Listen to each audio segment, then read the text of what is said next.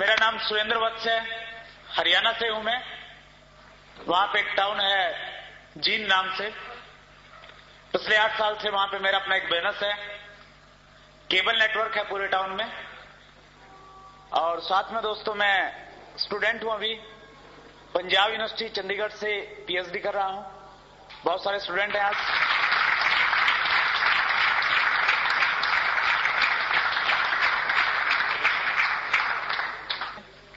और पिछले 4 साल से आर्ट्स एंड बिजनेस का भी स्टूडेंट हूं, इसको भी सीख रहा हूं। बहुत लक्की हूं मैं और बहुत लक्की हैं आप सब लोग, क्योंकि हम सब की जो कॉमन अपलाइन है वो एक ऐसे महान व्यक्ति हैं जिन्होंने आर्ट्स एंड बिजनेस में एक इतिहास रचा है, जिन्होंने आम व्यक्ति को ये बताया कि कपड़े की किट खरीद के 1 करोड़ रुपया कमाया जा सकता है। आर्ट्स एंड बिजनेस के पहले करोड़पति कोठारी साहब।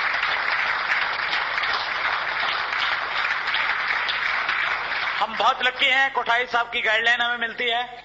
और ऊपर में श्री केसी चावड़ा साहब, जिनका बहुत बड़ा विजन है इस बिजनेस को लेके, श्री बीसी चावड़ा जी, जिनकी मोटिवेशन, जिनकी प्रेरणा से हम बहुत बड़े बड़े ड्रीम इस बिजनेस में बना रहे हैं और उनके आशीर्वाद से हम उनको पूरा कर रहे हैं। मेरा ऐसा मानना है कि मेरी जो एलओएस है, और मेरी जो एलओएस है वो निश्चित रूप से आपकी भी एलओएस है। हम सब की एलओएस दुनिया की सबसे बेहतरीन एलओएस है। सबसे बेहतरीन लोग हैं वो, सबसे अच्छे टीचर हैं वो, जो हमें एक आम व्यक्ति से खास व्यक्ति बनाने के लिए जिनका संकल्प है। आज से 4 साल पहले ये बिजनेस मेरे लिए अजनबी था। पहली बार मैंने नाम सुनाई दिया था आरसीएम।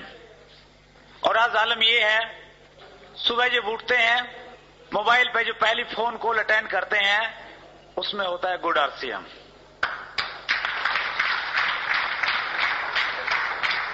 और दिन में पता नहीं कितने बार गुड आरसीएम होता है। और रात में भी सोते टाइम फोन की जो लास्ट कॉल होती है या श्रीमती जी जो बोलते हैं वो भी एक ही चीज बोलते हैं, गुड आरसीएम। यस,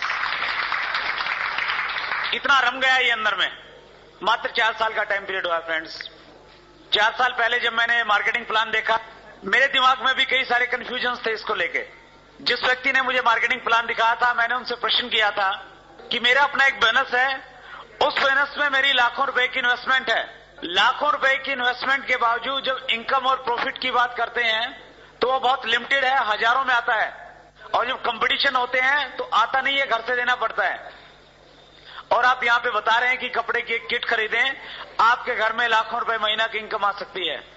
मैंने उनसे कहा कि मेरा बिजनेस को लेके जो तजुर्बा है, जो एजुकेशन बिजनेस की आज तक मुझे मिली है, वो एजुकेशन ये कहती है अगर आपने 1 लाख रुपए महीना कमाना है, एक ही तरीका है, आपके पास में 1 करोड़ रुपया होना चाहिए। अगर 1 करोड़ रुपया है, उस 1 करोड़ रुपए का कोई भी काम करके शायद आपको 1 लाख रुपए महीना की इनकम आ जाए, लेकिन कपड़ा पहनने से 1 लाख रुपए महीना की इनकम आएगी, ये कैसे पॉसिबल है? इस प्रकार के तरह तरह के प्रश्न जो पहली बार मैंने मार्केटिंग प्लान देखा मेरे माइंड से पैदा हुए। मैं बहुत सीरियस नहीं था, उसके बावजूद भी मैंने इस बिजनेस को ज्वाइन किया। पता क्यों? इसलिए क्योंकि मैं एक अच्छे दोस्त को नाराज नहीं करना चाहता था। मेरे को लगा अगर ये किट नहीं खरीदा तो ये दोस्त कम से कम 1 महीने तक बात नहीं करेगा मेरे से, कि मैं उसकी नेचर को जानता था। मैंने किसी व्यक्ति को ओबलाइज करने के लिए 1260 रुपए दिए, एक फोरम पे साइन कर दिए, किट ले ली। किट लेके भी मैं घर पे नहीं गया, मेरा अपना जो केबल नेटवर्क का बिजनेस है उसके ऑफिस में जाके उसको रख दिया। क्योंकि शादीशुदा लोगों के साथ में एक दिक्कत होती है, जब कुछ भी सामान लेके जाते हैं तो उस पर बहुत बड़ी छानबीन होती है, तहकीकात होती है, कितने का लाए, कहां से लाए, क्यों लाए। सो मैं किसी पंगे में नहीं पड़ना चाहता था। मैंने सोचा किसी मौके पे ले जाएंगे। सो बहुत सीरियस नहीं था, इसलिए मैंने काम नहीं किया इस बिजनेस को लेके। इवन मैंने ये भी नहीं देखा कि इसमें कितने कपड़े हैं, पैंट शर्ट क्या है क्या नहीं। 3 महीने तक काम किया तो केवल मात्र एक किया। जब भी मेरी अपलाइन का फोन मेरे पास में आता था, मैं हर बार कोई ना कोई नया बहाना उसको बना के बता देता था। कभी मैं उनको कहता, वो कहते कि इस महीने आप अच्छा काम करो, मैं आता हूं, आप मीटिंग रखवाएं। मैं उनको कहता इस महीने मीटिंग नहीं रखेंगे, क्योंकि इस महीने इंडिया और पाकिस्तान की क्रिकेट की श्रृंखला चली हुई है और बहुत सारे लोगों के घरों में केबल के कनेक्शन लगाने हैं। कभी मैं कहता कि अब की बार तो यूनिवर्सिटी में जाना है, स्नैपशिट सबमिट करने हैं, तो कभी मैं परिवार के किसी व्यक्ति को बीमार कर देता और कई बार किसी व्यक्ति को ऊपर भेज देता, दूर के रिश्तेदार को। दूर के रिश्तेदार की कोई डेफिनेशन नहीं होती ना। यस, और ये एक ऐसी चीज है, फिर कोई भी बंदा बोलता नहीं, ज्यादा बिजनेस की बात नहीं करता, वो पूछता अच्छा कैसे हुआ, क्या हुआ, क्यों हुआ, और छुट्टी मिल जाती है कुछ टाइम के लिए। सो 3 महीने तक ये कार्रवाई चलती रही, लेकिन 3 महीने के बाद इस बिजनेस को लेके जो टर्निंग पॉइंट आया, मेरी जिंदगी का जो सबसे बड़ा परिवर्तनकारी समय था, इस प्रकार की एक मीटिंग में आने का मुझे मौका प्राप्त हुआ। वो भी आना नहीं चाहता था, जैसे तैसे आ गया, और आज शुक्रगुजार हूं सुपर वाले का, उस हालात, उन परिस्थितियों का, जो परिस्थितियां मुझे न चाहते हुए भी इस प्रकार के शानदार लोगों के बीच में बैठा दिया, और बैठाने के बाद ही बिजनेस मेरे समझ में आ गया।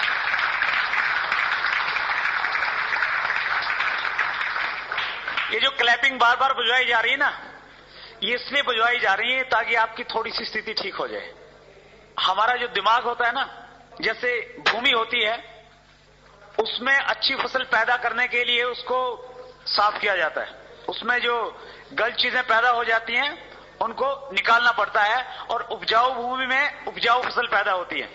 सो ये जो तालियां हैं, जो पहले की नेगेटिविटी हमारे यहाँ पे फीड है, उस नेगेटिविटी को वास करने के लिए बार बार बजाई जाती हैं। जितनी ज्यादा बजाओगे उतनी ज्यादा अच्छी समझ में आएगी।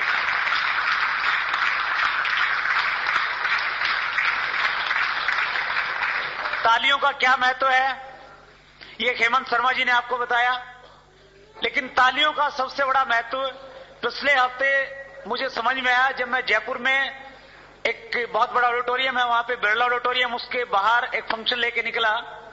बहुत एक्साइटिंग सेमिनार थी, वो लगभग 2000 लोग थे वहां पे। और जैसे हम लोग बाहर निकले, 2 डिस्ट्रीब्यूटर, 2 व्यक्ति मैं कहूंगा, आपस में झगड़ रहे थे, आपस में जोर जोर से बातें कर रहे थे।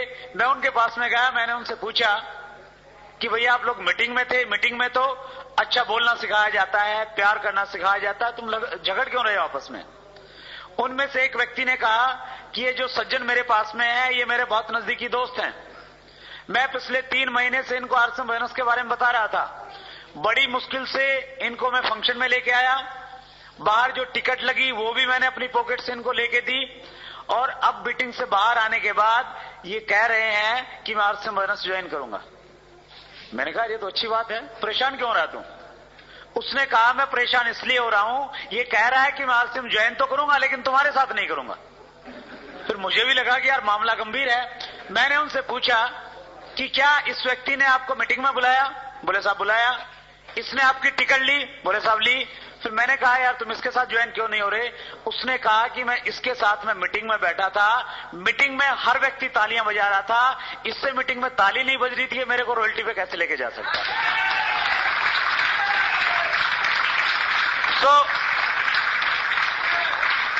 सो आपके सामने ये प्रॉब्लम ना आ जाए। बाहर जाके कोई डिस्ट्रीब्यूटर इसलिए आपके साथ में ज्वाइन करने से मना कर दे कि तुमसे ताली नहीं बजती, मैं तेरे साथ नहीं ज्वाइन करूंगा।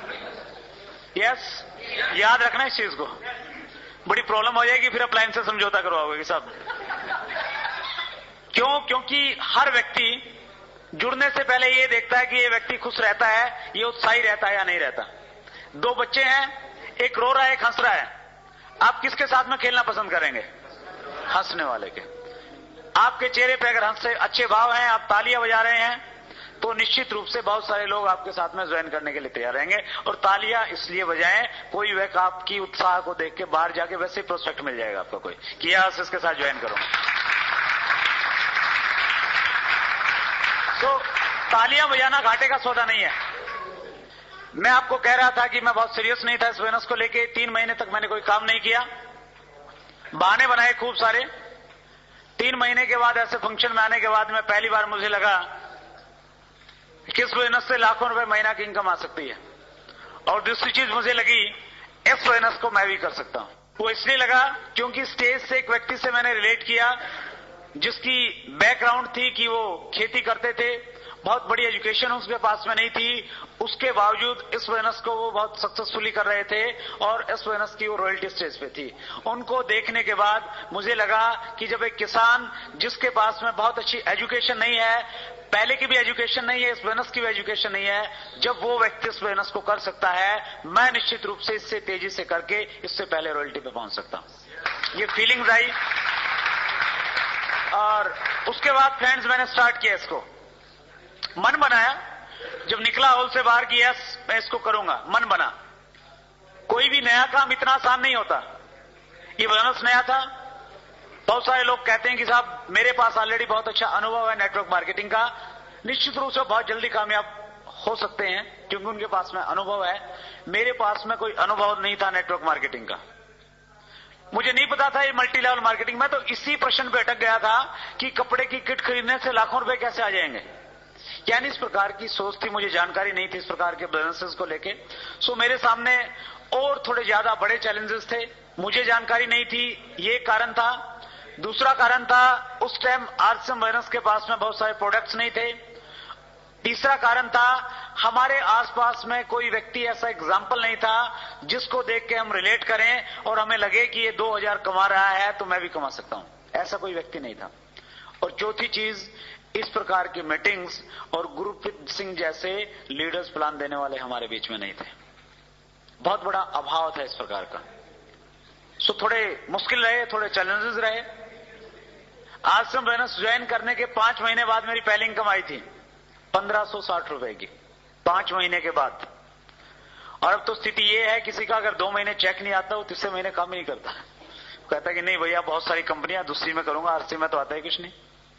लेकिन फर्क इस बात से नहीं पड़ता कि 5 महीने के बाद मुझे 1560 रुपए का चेक आया, इस बात से बहुत फर्क पड़ता है कि आरसीएम बिजनेस से मेरा पिछले महीने का चेक 6,50,560 रुपए का था।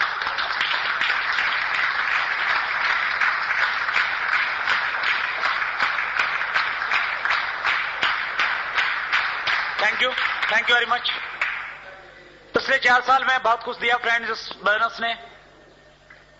एक मिडिल क्लास फैमिली की बैकग्राउंड से आया हूं मैं, मेरे फादर टीचर थे, अभी रिटायर हुए हैं 2 साल पहले।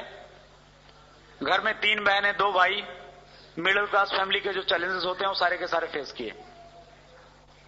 जिस सिटी से मैं बिलोंग करता हूं उसकी 2 लाख की पॉपुलेशन है। आज से 4 साल पहले उस 2 लाख की भीड़ का एक हिस्सा था मैं भी। लेकिन इस बिजनेस की पावर है कि आज उस 2 लाख पॉपुलेशन के शहर में अगर कभी चर्चा होती है इस चीज की कि हमारे शहर की सबसे शानदार, सबसे खूबसूरत, सबसे लग्जरी, सबसे महंगी गाड़ी किस व्यक्ति के पास में है, तो नाम आता है कि वो आरसीएम बिजनेस के डिस्ट्रीब्यूटर हैं, सुरेंद्र वत्स उनका नाम।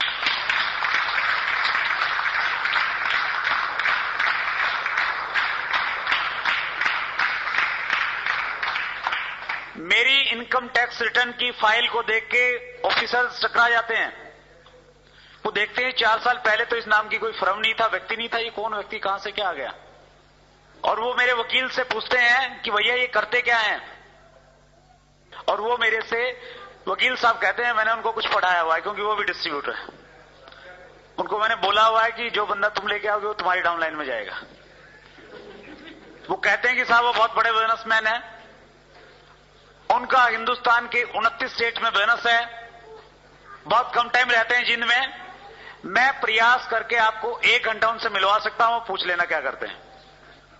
बड़े बड़े जो ईटीओज हैं वो मिलते हैं, टाइम लेते हैं, और उन 1 घंटे में मैं उनको बताता हूं कि ये आरसीएम बिजनेस है, ये फैशन शूटिंग प्राइवेट लिमिटेड है, यहां पे आप 1500 रुपए की किट खरीदेंगे, 2 लोगों को जोड़ेंगे, उनके साथ में काम करेंगे और आप टेक्निकल बोनस पे पहुंच सकते हैं।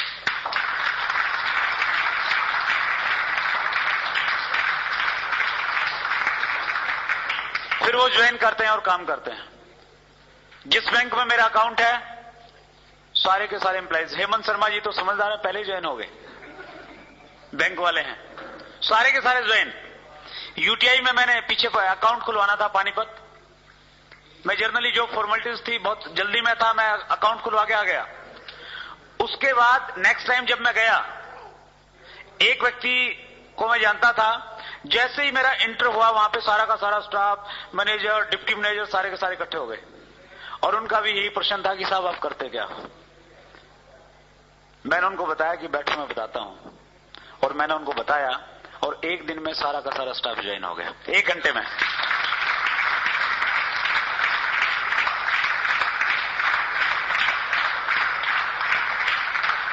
ये सारी बातें मैं आपसे इसलिए शेयर करना चाहता हूं, इसलिए कर रहा हूं, आपके सामने चैलेंजेस, आपके सामने मुसीबतें, आपके सामने जो भी है वो तब तक है जब तक आपको सफलता नहीं मिलती। जिस दिन आप सफल हो जाएंगे, टेक्निकल बोनस पे पहुंच जाएंगे, आप आगे आगे होंगे और लोग आपके पीछे पीछे होंगे कि सर मैं भी ज्वाइन करना चाहता हूं, मेरे को भी ज्वाइन करवा दो।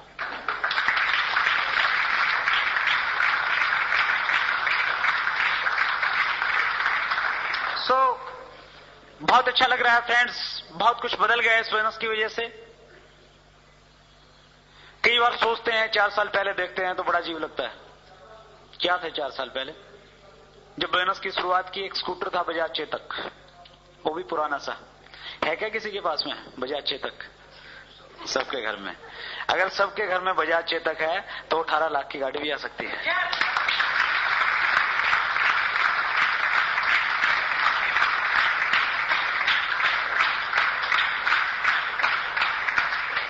तो बहुत कुछ हो गया उस चेतक की वजह से। रखा हुआ है घर पे, 2 गाड़ियां बदली हैं, वो भी सेफ हैं, ताकि लोग देखेंगे बाद में कि पहली गाड़ी ये थी मारुति 800 जिसको धक्के मार के चलाया जाता था, फिर ये दूसरे वाली ली, फिर तीसरे वाली ली। सो बहुत कुछ मिल रहा है। ये चीजें मैं आपसे इसलिए रिलेट कर रहा हूं, इसलिए मैं आपसे शेयर कर रहा हूं कि इस बोनस में बहुत बड़ी पावर है। अगर आप एक गंभीरता से डिसीजन लेके आज आप यहां से जाते हैं, ये सारी की सारी चीजें इस बोनस के माध्यम से आपको मिल सकती हैं। इस बोनस की सबसे बड़ी विशेषता, हमारी ग्रेट अपलाइन बीसी चावड़ा साहब अक्सर शेयर करते हैं कि अगर आप भारत का राष्ट्रपति बनना चाहेंगे तो बनना बहुत मुश्किल है। क्यों मुश्किल है? क्योंकि राष्ट्रपति के लिए एक पोस्ट है और एपीजे कलाम अब तक के सबसे अच्छे राष्ट्रपति साबित हो रहे हैं। यस, बड़ा मुश्किल है पहुंचना। प्रधानमंत्री बनना चाहेंगे, मनमोहन सिंह बैठे हुए हैं वहां पे। पंजाब का सीएम बनना चाहेंगे, बन जाएंगे? आसान है क्या? नहीं है। आप अपने पठानकोट का कमिश्नर या एसपी बनना चाहेंगे, शायद वो भी बनना मुश्किल है, क्योंकि एक पोस्ट है और आने वाले लोगों की लाइन लगी हुई है। यस, लेकिन अगर आप आरसीएम बोनस का टेक्निकल बोनस अचीवर बनने का एक ड्रीम लेके यहां से जाते हैं, यहां जितने व्यक्ति बैठे हैं सारे के सारे टेक्निकल बोनस पे पहुंच सकते हैं, क्योंकि आप सबके लिए यहां पे सीटें खाली हैं, कोई लिमिटेशन नहीं है।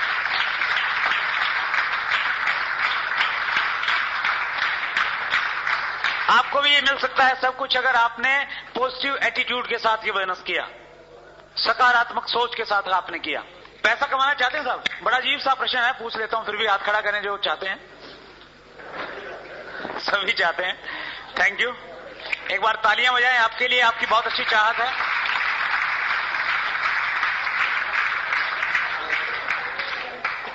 पैसा कमाने के लिए हम 2 काम करते हैं। जयपाल गेट्टी की मैंने एक बुक पढ़ी, रॉबर्ट कियोसाकी को मैंने पढ़ा बोनस स्कूल में। वो एक चीज लिखते हैं, पैसा कमाने के लिए हमारे पास में 2 साधन हैं। एक साधन है कि हम जॉब करते हैं। कितने लोग करते हैं? मेरे सीधा हैंड्स, बहुत सारे करते हैं, थैंक यू। पैसा मिलता है जॉब से? मिलता है नहीं मिलता? यस, मिलता है। लेकिन जयपाल गेट्टी एक चीज और लिखते हैं कि पैसा कमाने के 2 साधन है, जॉब और बोनस, लेकिन अमीर बनने का केवल मात्र एक साधन है, वो साधन है बोनस।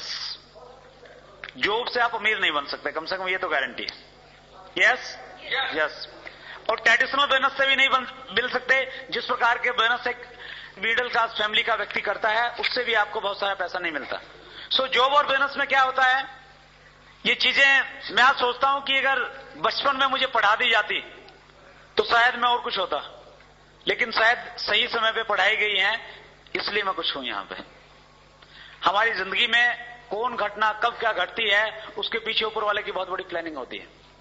एक बार एक व्यक्ति था, उसको काम की तलाश थी। उसने न्यूज़पेपर में एक एडवर्टाइजमेंट पढ़ी कि किसी जगह पे एक टॉयलेट अटेंडेंट की पोस्ट वैकेंट थी। वो वहां पे गया, जो वहां पे इंटरव्यू लेने वाले थे उन्होंने उसका इंटरव्यू लिया, और इंटरव्यू लेने के बाद में उन्होंने उसके सामने एक फॉर्म रख दिया और उसको भरने के बाद बोले कि आप इस पे अगर सिग्नेचर करेंगे तो आपको ये टॉयलेट अटेंडेंट की पोस्ट मिल जाएगी।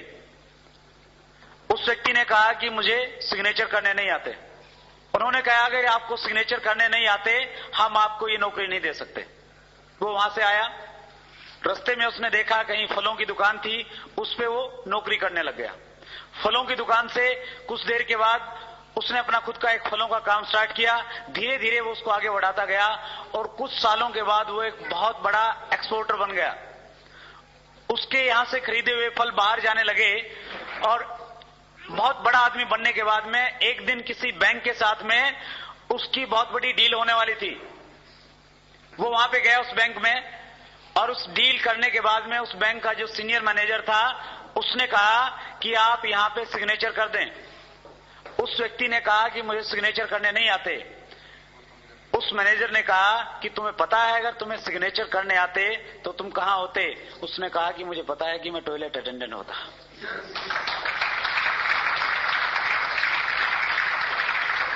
कहने का भाव यह है कि जब भी हमें जो मिलती है वो सही टाइम पे मिलती है। ऊपर वाले की प्लानिंग बहुत अच्छी होती है। आपको अगर ये कुछ लोगों को लगता है कि यार 5 साल पहले अगर हम बोनस में जुड़ जाते तो पता नहीं क्या करते, मेरा ऐसा मानना कुछ नहीं कर पाते, क्योंकि 5 साल पहले बहुत सारे लोग जुड़े थे, वो नहीं कर पाए। ऊपर वाले की प्लानिंग थी कि 5 साल के बाद आरसीएम बोनस पठानकोट में आएगा, एक मीटिंग में आप आएंगे, आप प्लान देखेंगे और 6 महीने के बाद आप इसी प्रकार के शानदार होटल में किसी स्टेज से कहेंगे कि 6 महीने पहले 4 अक्टूबर 2005 को होटल विनस में मैंने एक फंक्शन देखा था, मैंने डिसीजन लिया कि मैं इस बोनस को करूंगा और उसका रिजल्ट है कि मैं आज आरसीएम बोनस में रॉयल्टी के मुकाम पे।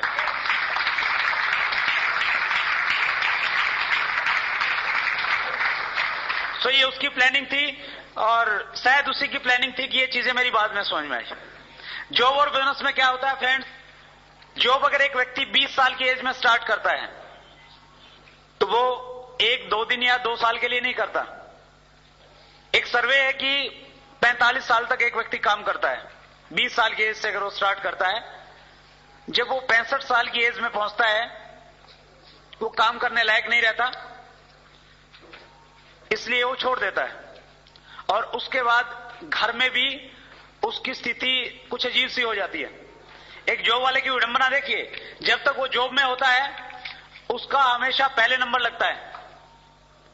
अगर घर में बहुत लोग हैं और एक बाथरूम है, सबसे पहले जॉब वाले को नंबर पड़ेगा, क्योंकि घर वाले कहेंगे लेट हो जाएंगे, पहले इसको नहाने दो। ब्रेकफास्ट सबसे पहले मिलेगा उसको। और जैसे ही ये 65 साल की एज में पहुंचता है सबसे पीछे। करना ही क्या है, खाना और नहाना 2 ही तो काम है, करते रहना। बच्चों ने स्कूल में जाना है, उसने ये करना है, ये करना है। सो इस प्रकार की स्थिति होती है 45 साल तक काम करने के बावजूद। और जॉब में जो सिचुएशन है फ्रेंड्स, मैंने एक बुक में पढ़ा, उसमें राइटर लिख रहे थे जिनका जॉब का बहुत अच्छा अनुभव था। जॉब वाले जरा ध्यान से सुने, मेरा भी एक्सपीरियंस है 1 साल का, और जिस राइटर ने ये लिखा है उनका जॉब का बहुत बड़ा अनुभव है। वो राइटर लिखते हैं जॉब जो लोग करते हैं वो विश्व के किसी भी कोने में है, वो इंडिया में है या अमेरिका में है, वो मंडे को वहां पे जाते हैं जहां पे वो जाना नहीं चाहते हैं। उन लोगों के साथ ऑफिस में बैठ के चाय पीते हैं जिनके साथ में वो चाय पीना नहीं चाहते हैं, और उस बॉस को सलाम करते हैं जिसके साथ वो अच्छे ढंग से बात भी नहीं करना चाहते। यस और नो? यस। फिर भी क्यों करते हैं? मजबूरी है। यस। अगर नहीं जाएंगे तो घर में चूल्हा नहीं जलेगा, बच्चों की फीस कहां से आएगी, पेरेंट्स का इलाज कहां से करवाएंगे। करना पड़ता है, वही टेबल, वही फाइल, वही बॉस, जिंदगी भर एक नीरस से जिंदगी करनी पड़ती है, और उसके बावजूद भी पैसा नहीं मिलता। उसके बाद अगर हम बिजनेस में आए, जॉब में और बिजनेस में दोनों में एक कॉमन चीज है, जॉब वाला भी 45 साल काम करता है और बिजनेस वाला 45 साल काम करता है।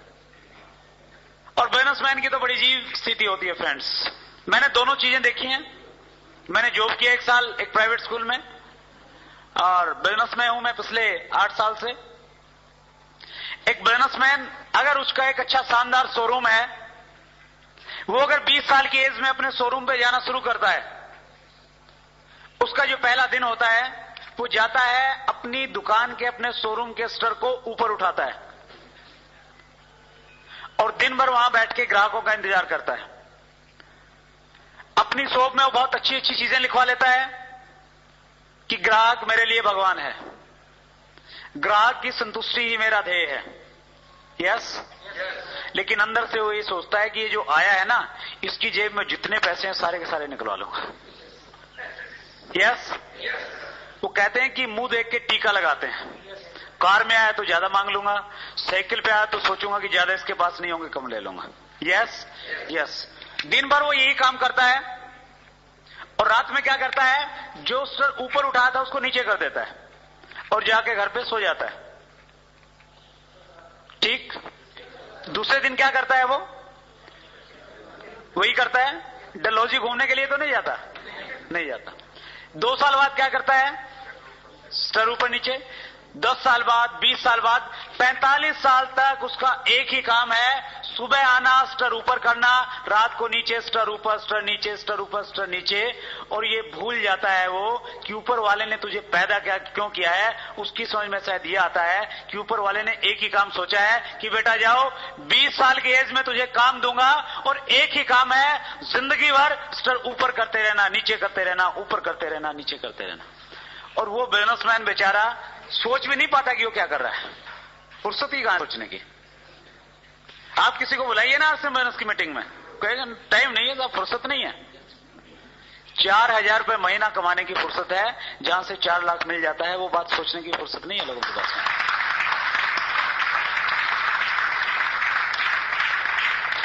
क्योंकि हमने अपने आप को सीमाओं में बांध लिया है। जो माहौल, जो स्थितियां हमें है, बस वो बढ़िया है, उससे हम निकलना नहीं चाहते। और न केवल मात्र निकलना नहीं चाहते, हमें नहीं लगता कि हम इससे ज्यादा कुछ कर सकते हैं जिंदगी में। सो ये स्थिति है फ्रेंड्स एक बिजनेसमैन की। एक बिजनेसमैन 45 साल तक काम करने के बावजूद अगर उसको पैसा मिल भी जाता है, उसने 20 लाख इकट्ठा कर लिया, वो उस पैसे का क्या करता है, अपने बच्चों को छोड़ देता है और 20 साल की एज में जब उसका बच्चा होता है उसको वो काम सुनवा देता है। और उसका बच्चा क्या करता है, वो भी स्टर ऊपर, स्टर नीचे, स्टर ऊपर, स्टर नीचे। और वो उस 20 लाख को 50 लाख कर देता है। और वो क्या करता है, वो अपने 20 साल के बेटे को दे जाता है कि बेटा बड़ी मेहनत से कमाया, इसको खोना मत। और वो भी अपने बात को पूरा करता है, वो भी स्टर ऊपर, स्टर नीचे, वो उसको 50 लाख को 2 करोड़ कर देता है। यस, ऐसा ही होता है। यस, एक 65 साल की एज वाले व्यक्ति को अगर आप कहें कि आपने बहुत कमाया, 20 लाख रुपए कमाया, चलिए आप कुछ पैसा ले, अब इस पैसे का एंजॉय करें। क्या 65 साल की एज में एंजॉय करने के लिए कोई व्यक्ति मनाली या डलहौजी जाएगा? तो या तो अमृतसर जाएगा या हरिद्वार जाएगा, राम का नाम ले लें बस, ये बहुत बड़ी चीज है, बस उसके पास जाना है वो, ठीक है ना। सो सोच बदल जाती है उस एज में जाने के बाद में। सो फ्रेंड, इस प्रकार की स्थिति है। और रॉबर्ट कियोसाकी कहते हैं कि ये जॉब और बिजनेस का जो सिस्टम है, ये एक चूहा दौड़ है। क्या है? चूहा दौड़। वो कहते हैं कि जॉब और बिजनेस वाला जो ये चक्कर है, जो व्यक्ति एक बार इस चक्कर में फंसता है वो जिंदगी भर फंसा रहता है। जिस प्रकार से एक बिल्ली चूहे के पीछे लगी रहती है, इसी प्रकार से एक जॉब वाला और बिजनेस वाला पैसे के पीछे लगा रहता है। पैसा मिल जाए, पैसा मिल जाए, पैसा मिल जाए, और जिंदगी और उसको पैसा नहीं मिलता। ये स्थिति है हमारी। लेकिन ऊपर वाले का हम बहुत बहुत थैंक्स करते हैं, उसने ऐसी कुछ प्लानिंग की, उसने एक ऐसे महान व्यक्ति के माइंड में एक कॉन्सेप्ट डाला, और एक ऐसा कॉन्सेप्ट जिस कॉन्सेप्ट के जरिए हम इस चूहा दौड़ से बाहर निकल जाएं, और ऐसे निकल जाएं, पैसे को अपना गुलाम बना लें। जितना आप चाहते हैं उससे कहीं ज्यादा आएगा, उससे कम नहीं आ सकता। जानते हैं उस अवसर का नाम क्या है? क्या नाम है? क्या नाम है? क्या नाम है? आरसीएम। एग्जैक्टली, आरसीएम ये कॉन्सेप्ट जो आज से 5 साल पहले स्टार्ट हुआ। और इस बिजनेस की पावर देखिए फ्रेंड्स, इन दोनों में कंपैरिजन कीजिए। पैसा कमाने का एक साधन जॉब और बिजनेस, दूसरा साधन है आपके पास में आरसीएम बिजनेस।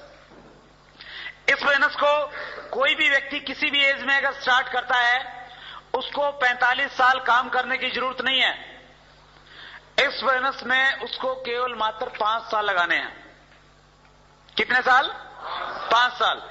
एक व्यक्ति अगर 20 साल की एज में इसको स्टार्ट करता है, 5 साल काम करके वो 25 साल की एज में रिटायर हो जाता है। यहां तो रिटायर तब होते हैं जब काम करने लायक नहीं रहते, और यहां पे रिटायर वो तब होता है जब जिंदगी में असली आनंद लेता है।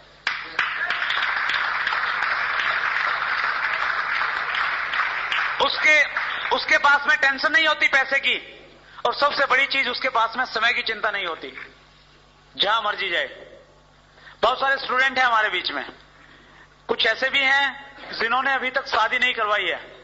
लक्की लोग हाथ खड़ा करेंगे एक बार? बहुत सारे हैं। तालियां हो जाए एक बार। एक बहुत अच्छी बात बता रहा हूं आपके लिए।